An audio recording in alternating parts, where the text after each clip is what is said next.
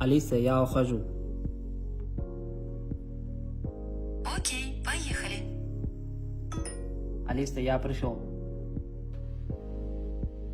Окей, поехали. Assalomu alaykum hurmatli obunachilar. Sizlarga ham shunaqa qulaylik kerak bo'lsa, videoni oxirigacha kuzatib boringlar. Ko'rib turganingizdek, YSXdan masofadan boshqariluvchi aqlli avtomat va kuchlanish relaysini ko'rib chiqamiz. Relaymizda kichkina bo'lishiga qaramasdan 1.63 ampergacha mo'ljallangan. Hozir buni qulayliklarni sanab o'tamiz.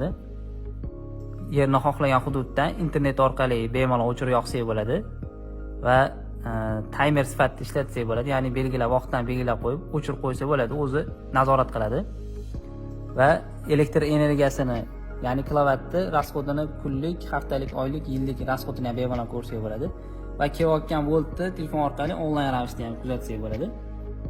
Va yana asosiy funksiyalardan bittasi relay напряжение, ya'ni tok o'ynashdan ham himoya qilsak bo'ladi va uni telefon orqali ham to'g'irlab qo'ysak bo'ladi.